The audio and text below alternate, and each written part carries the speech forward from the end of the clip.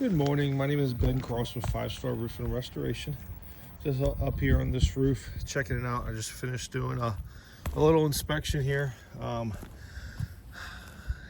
Marked just about all the damages here. We see multiple crease shingles. This is where I pulled for a shingle sample, just sending it off to find out what type and brand it is. Several other creases around here. We have previous repairs from another contractor that you can tell is 2 different types of shingles. So I would imagine that they tried to color match it, but they were unsuccessful, so they had to use a different color. So you can see that from the road. Ton of creases down there on that slope as well. One thing to mention on these front portions here, so this valley is underlapped and overlapped. This entire slope right here, this main slope, definitely needs to be replaced with the amount of damage that's on it. Missing shingles, this, that, and the other. And when we do that, we have to take about 1.5 feet to 2 feet and cut a line to be able to put ice and water shield to install it properly per the manufacturer guidelines, as well as code and just standard operating procedures. So because of that, these slopes will be damaged as well, so they need to be replaced because of this slope being replaced by wind damage. Same thing here on the back.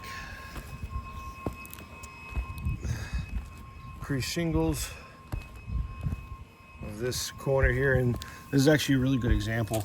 This is still sealed right here. It's only this side that's lifted up that's no longer sealed. You see how that crease is formed right there. So that's actually a really good example of atypical wind. But I just wanted to show that to you. Same thing on that one. And on that one, it's because the corner is sealed and that one is no longer sealed from the wind and it just bent back. The solar panel is going to have to be taken off and reinstalled because, again, this slope needs to be replaced with the amount of wind damage that is on it. So let's go ahead and get to the nitty gritty of it. I'm going to show you what happens when we try to repair, because I did see on the estimate that y'all wrote for repair only, and well, I don't agree with that because the roof will not hold. Oh, I missed one. Look at that. I missed that. I will go ahead and mark that. That's fun.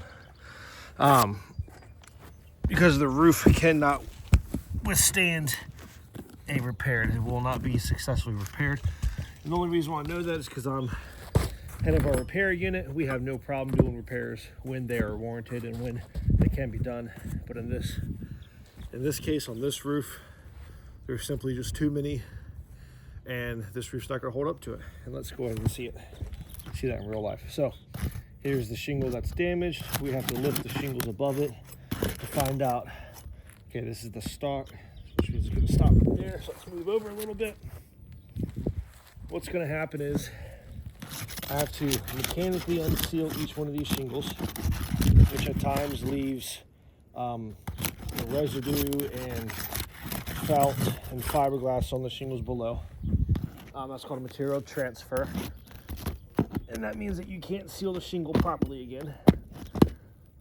I have the proper tools, the skill and will to complete a successful repair if it can be done.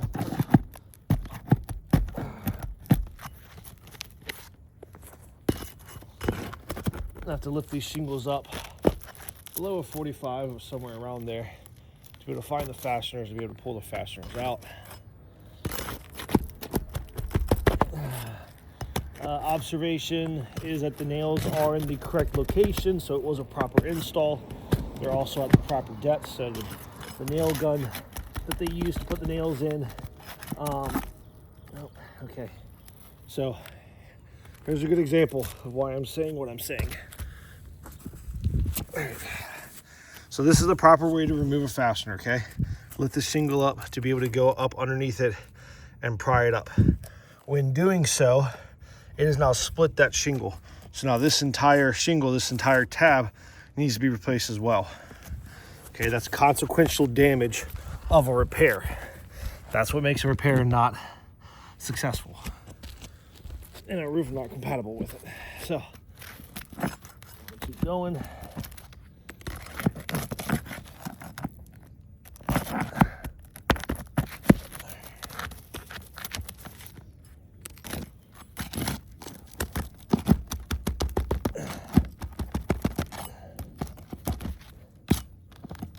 And by the way, the roofing snake is the preferred tool to be used when doing these repairs by multiple different insurance companies. I believe State Farm is one of them. Where is this other nail? Oh, right there. All right. So there's that product. This product was torn up pretty good to be able to get these nails at. Now again, this would, you know, we would be replacing with a new one. I don't have one because I'm pretty sure this is not manufactured. So what we're gonna do is we're gonna put our Imagination caps on. We're gonna pretend like this is a brand new product. And we're gonna go ahead and reinstall it and show you what happens to the shingles above and below when we install it properly. I'm gonna use two different methods here. I'll use the roofing snake for one, and then to the traditional method, which is by hand. Problem with the roofing snake is when you're hitting it, you cannot see the angle of the nail, and you don't know how it's going in. So like that one folded over itself, and there's no way for me to know unless I were to lift the shingle up higher than what it's really allowed to be. So that's one problem we have there.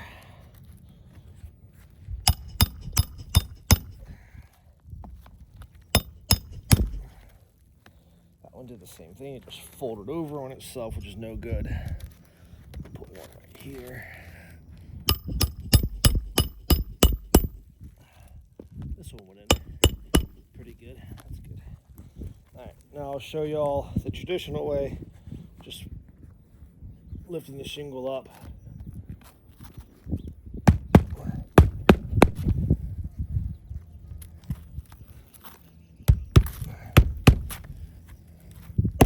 The reason why you have to lift the shingle up so high is that you don't catch it with the hammer, because when you do that, it really sucks. Breaks the shingle, shortens its lifespan, and that defeats the whole purpose of repair.